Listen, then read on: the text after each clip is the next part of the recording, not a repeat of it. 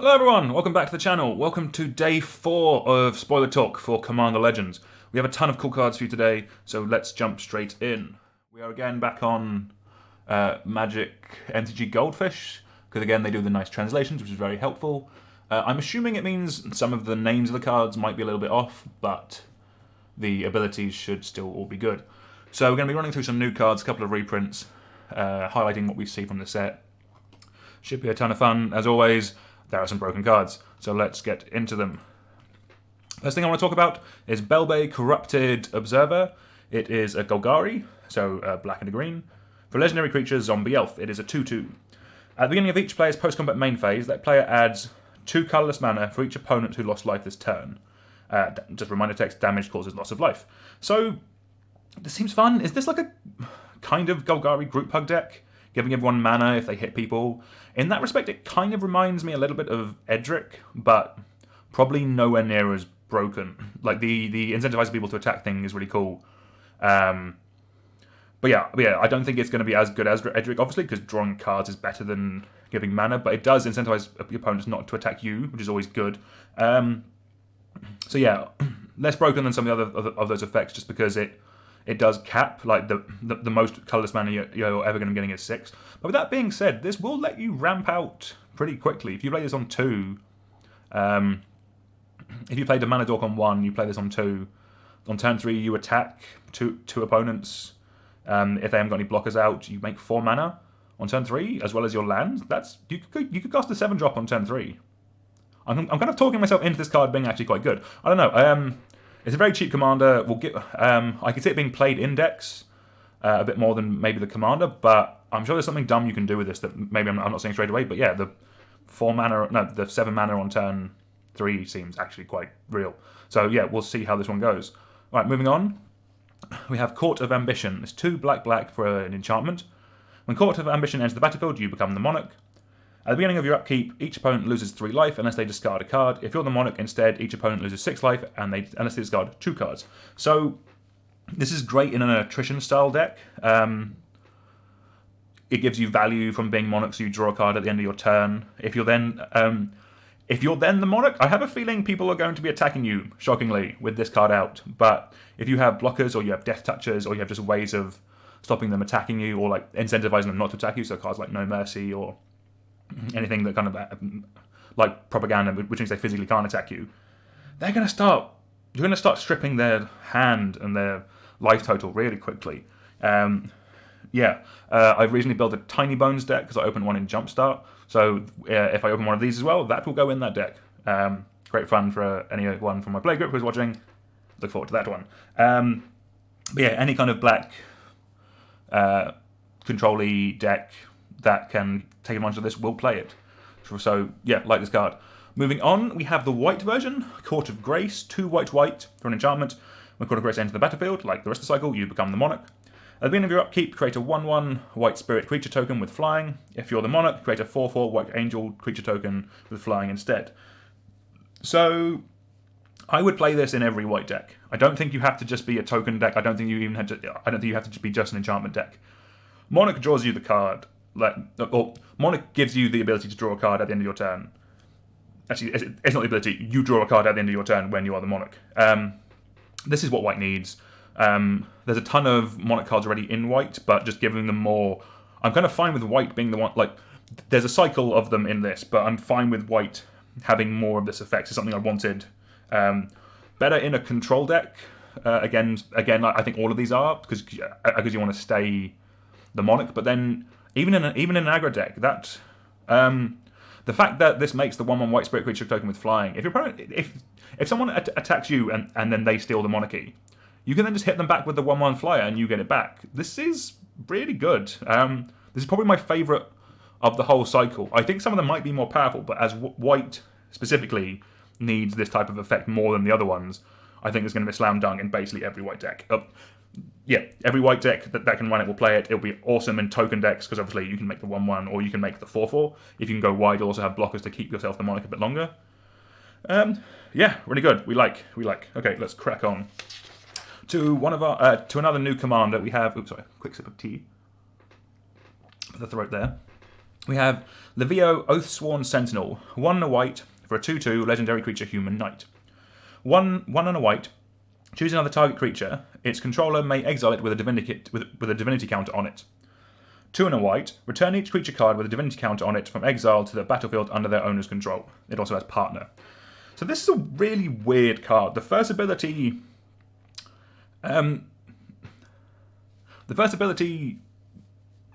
when you use it, the opponent gets to pick whether they want it exiled or not.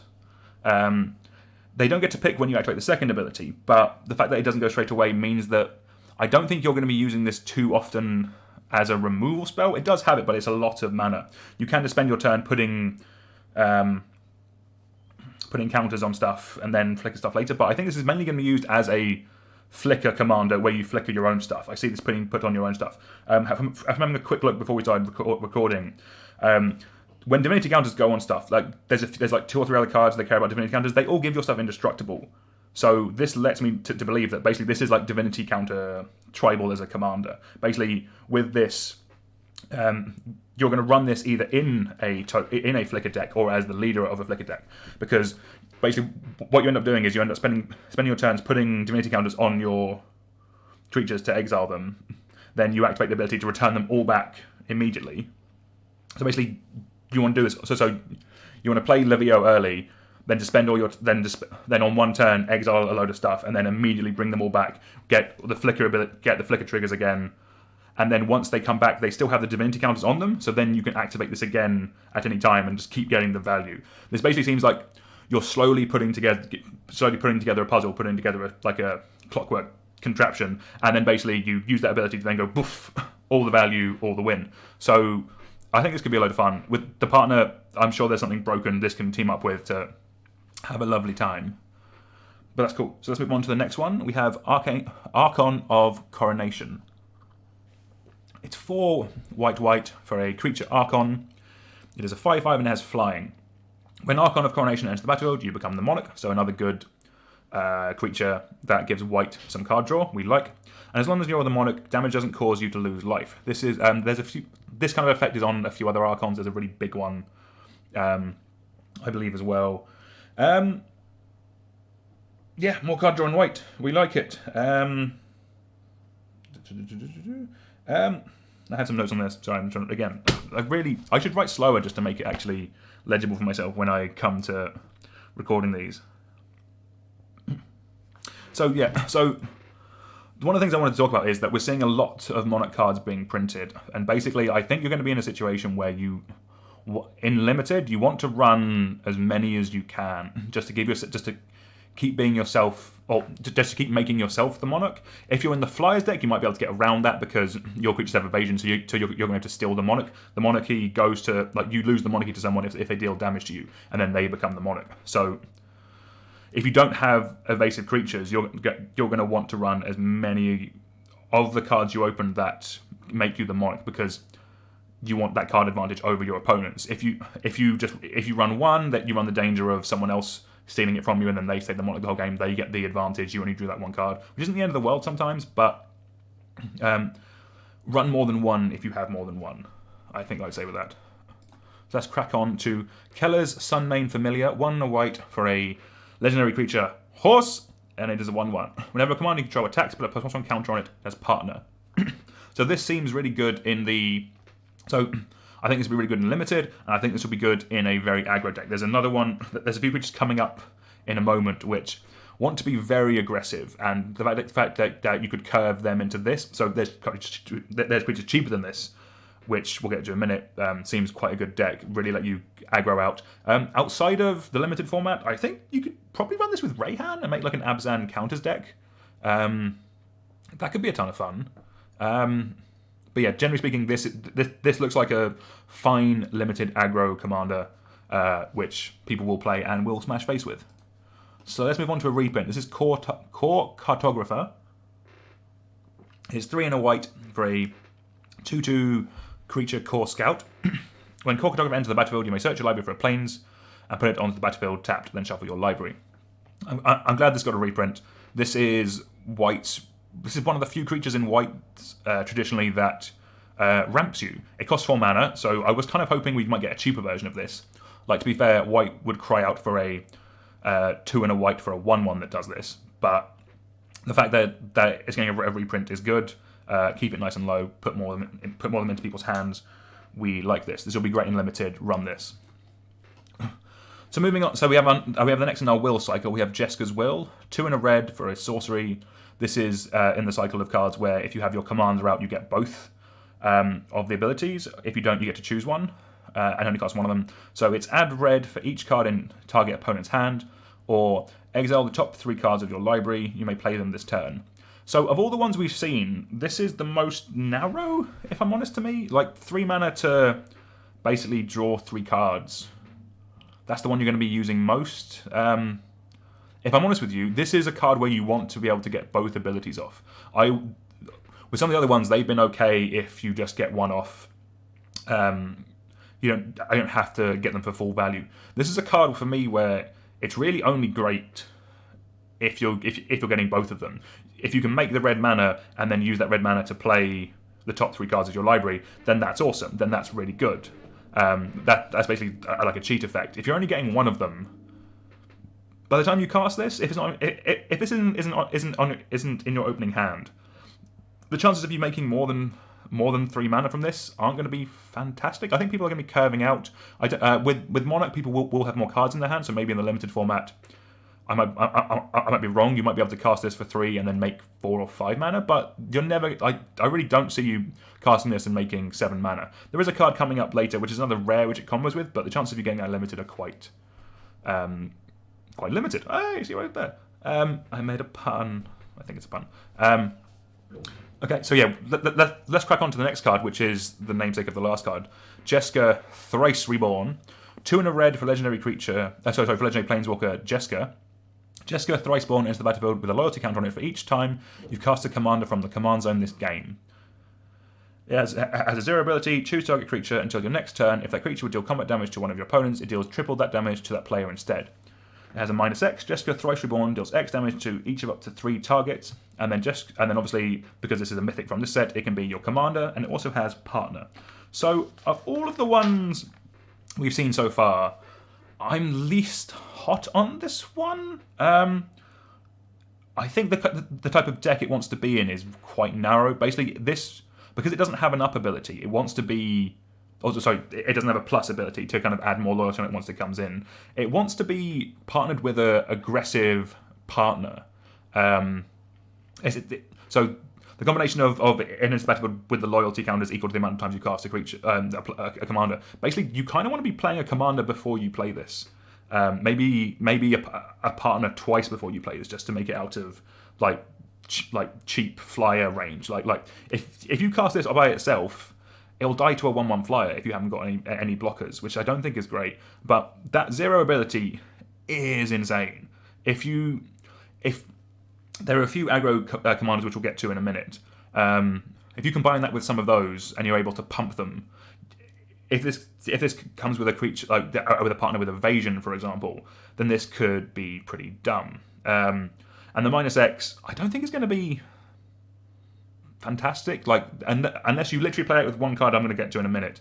The minus is never going to be that big to me. Again, I might be missing something. Maybe there's doubling season is great with planeswalkers, that kind of thing. Maybe there is something else I'm missing, or like with a proliferate strategy might be quite good. But then there are better commanders for a proliferate deck, or for the other deck I was talking about. But yeah, I'm sure this card will be busted. I think all of the mythic planeswalker partners are going to be really good. But of the ones we've seen, this is the one I'm less impressed by. Partly because I think it's the most narrow. But we'll see how it goes. We'll see how it plays out once we get our hands on it. So the next one we're going to talk about is Dargo the Shipwrecker. 6 and a red for a legendary creature, giant pirate. It is a 7/5 with trample and partner. And as an additional cost to cast this spell, you may sacrifice any number of artifacts and or creatures. The spell costs 2 less to cast for each permanent sacrifice this way, and 2 less to cast for each other artifact or creature you sacrifice this turn. So I think this one's kind of cool. We're definitely seeing a lot of sacrifice stuff in red, specifically in this set. It's almost incidental, but it's built in to make it work with black, is what I'm thinking. This could be a 1 mana 7/5 with trample. That's kind of good. That 2 mana reduction cost, I'm assuming, will come off of command attacks as well, which means that if you keep sacking stuff, it'll do that. I quite like. There's the.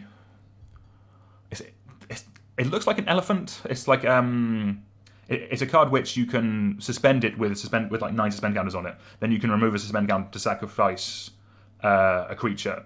That card is really good, but obviously this is a commander, so you always have that ability. I think this could be really powerful in like in an aristocrat deck. To be honest with you, it's a sack outlet in your hand. You can sack your board, trigger your aristocrat tile effects, and get a ton of damage, and then you get a 7/5, and then you can partner it with something else that you can partner with something that makes the tokens that then sacks it to this. I think in limited, especially, that could be quite powerful. Just ramp out this big lad and then start smashing face with it. And it's a pirate, so at a pinch, you could just be running this as a massive pirate alternate win condition. Have a sweet pirate synergy deck, and then hit with a 7/5. That's cool too. Sweet. So let's crack on to Laboratory Serpent. It's 3 and a blue. For a 3/4 creature zombie horror. At the beginning of each end step, if you cast a spell from a graveyard this turn or activate the ability of a card in a graveyard this turn, draw a card. So this is another version of like a card like River Kelpie, which gives you value whenever you do stuff from the graveyard. So this goes in things like Cedris and Mordrotha. I'm assuming this also works with Encore, which is why it's in this set. So if there is a specific Encore deck that you can build in Limited, then this will go great in that. Outside of that, yeah, like Mordrotha, Cedris, anything where you're already getting value out of the graveyard, this will give you more value from the graveyard, which is always cool. Moving on, just to mention this quickly, Path of Ancestry is a reprint, so I'm not going to go over what it does. But this was one of the. This was literally on the list of cards that I want to see reprinted and didn't want to see upshifted, and it has not been. It has been reprinted, but it has not been upshifted, which we like. So that's really helpful. Good to see it staying as a common. These go in any tribal deck. Actually, no. Sorry. Any multicolored deck. Really good. Really helpful. Play these in Limited. So next we have Ellageth Crossroads Agor. 4 blue for a legendary creature Sphinx. It is a 5/6 with flying. If you look at any number of cards while scrying, draw that many cards instead. So this is a weird scrying tribal commander. I remember when I first started playing Magic. When I came back to Magic, played as a kid. I did the traditional thing of played as a kid, then came back a bit later on. It was in like Journey into Nyx when like one of the precons I was playing with was like a Scry Matters card, and at the time there weren't enough cards to really make Scry a thing, even in a constructed deck. Are we at the point now where there's enough in to make a commander deck out of them? Probably. They're putting Scry on a lot of things nowadays. It is also a 5/6 flyer, so in Limited this will just be good. And I think in the Limited format, I think building around this is going to be a bit tricky. There are some Scry effects. There aren't a ridiculous amount of Scry effects, but outside of that, you could make Scry Tribal work. It'd be interesting to see what you partner this with. Maybe like Ludwig or what, like the Is It One is what I'm thinking, because traditionally the Scry is in kind of those kind of colours. But I don't know. Someone will smash me in the face with this and kill me in Limited because it's quite big and dumb. And you can cast it on the command zone, which is cool. So next we have one of the weirdest cards we're going to talk about today. Definitely a new one for me.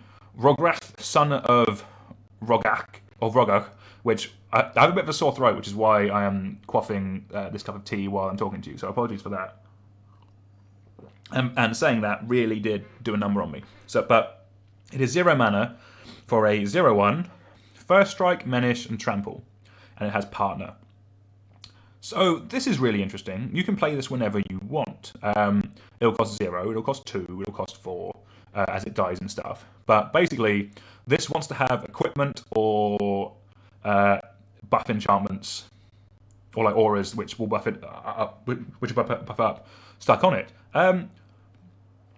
Obviously, it's a 0/1, but as soon as you put 1, 2, 3 power on this, that's going to do a ton of damage. You can really race, like, if there's a 1-drop, like, I'm assuming it won't be, but if Rancor was in this set, that's a beating. Rank off people who don't know, I think it's like +2/+1 for a green and trample. This is trample anyway, but you see what I mean. As soon as you give this a point or two of power, this could get out of hand, and there will be something to break. The fact this has 0 mana in its casting cost means that it will be broken somewhere. Someone will do something dumb with this. Stay tuned to see if that is me. We shall find out. We're going to be doing some deck techs with some of these partners coming up. We have one coming out on Saturday, which should be fun, so check that out. But let's move on to our second last card of the day. We have Wheel of Misfortune. 2 in a red for a sorcery. Each player secretly chooses a number, then reveal those numbers. Wheel of Misfortune deals damage to the greatest chosen number to each player that chose it. Then each player who didn't choose the smallest number discards their hand, then draws 7 cards. So, this is a weird card. I will get my notes on this one. So, this isn't a direct... So, obviously, the closest card of come out of this is Wheel of Fortune. This will go in some decks that run Wheel of Fortune, but not other ones. This won't go in a Nekasar deck, unless I'm vastly misreading this card, or the translation's well off. The reason for that being is that, basically, if a player doesn't want to wheel their hand, they can just choose 0. They'll take no damage. Let me just double check that. But I'm pretty sure I'm right. When a person deals damage equal to the greatest number. So yeah, so only the person who picks the highest number will take damage. So this is obviously worse than Wheel of Fortune because it's not guaranteed. There is the political aspect about it, which I like, and we need, like, some people don't like these cards, but I do think we need more of these effects. Wheel of Fortune itself has got stupidly expensive nowadays, so to get some more of these effects is really good. What this is good at is in a deck when you want to be the one wheeling, like a Locust God deck or something like that. This is a reasonably priced wheel effect. This will be a couple of quid, hopefully, because it's just a rare. But in the decks where you want to wheel, this will be good. In the decks where you want your opponents to wheel, this will not be as good because they can just choose 0 and then this card just whiffs on them. Some people will some people will do the offer. I think a limited this will be great. This feels like a limited card for me, which, but then like any kind of commander card, it might be good in commander. This will be good in the Locust God decks or things like that. I think I've written down another one. The Madness deck, the Madness Precon deck. This go on that. This just triggers all your Madness stuff because you're discarding your cards, which is cool. So, the last card that I want to talk about is Togo Goblin Weaponsmith. I like this one. 2 in a red for a legendary creature, Goblin Artificer. It is a 2/2. It has Partner, and whenever a land enters the battlefield under your control, create a colorless artifact equipment token named Rock. Rock has equipped creature, has 1 and tap it, sacrifice Rock. Rock deals 2 damage to target creature or planeswalker and equip 1. So basically, this makes a Rock. So whenever you play a land, you make a Rock token. You can then spend 1 to equip it, and then spend 1 to tap the creature to throw the Rock and deal 2 damage to a target creature or planeswalker. That's awesome flavor. It's going to be a goblin, obviously. I really like this card. What I'm actually looking... So, this is one I have great interest in. But if I'm honest, not for the obvious throw things at it, but the fact that it basically reads landfall, make an artifact. There's a ton of cards in this set, which, especially in red that we've seen, and some in black, which care about you sacking artifacts. This gives you them with landfall. That's really good. Like, in my spoiler video, I said I wanted like a Grixis artifact commander to work with Marionette Master as a win condition. This does that. This makes you a load of artifacts which you can sack to something. They sack themselves with a bit of mana. It does work as removal, which is not going to be nothing. And then if you have a sack outlet for artifacts, which there are plenty are in this set and plenty that exist previously, this could be fun. Like this and Silas Wren might be the answer to Grixis artifact that I was looking for. So let's go back over to the main camera, to the main window over here. I think the other cards we've seen so far are all reprints, so things like Welding Sparks, again, working well with Togo. The red-black deck is definitely looking like throwing or artifact matters. So Omen Speaker and Preordain working with Ellageth, so maybe that Scry is going to be a build-around mechanic in this set. We shall see, it could be cool. And then a few other +1 counter synergy stuff with Patron of the Valiant and Ninth Bridge Patrol. But yeah, some cool stuff today. Again, yeah, I'm really looking forward to seeing what they give us next. Cool. So thank you very much for watching, everyone. That was Spoiler Talk Day 4. Looking forward to Day 5. Hopefully the throat will be a bit better. Hopefully I'm not quaffing tea as we're doing it, so again, apologies for that. But yeah, thank you for sticking around. Much appreciated. Like, share, subscribe, all that good stuff. And I will see you all tomorrow. Goodbye.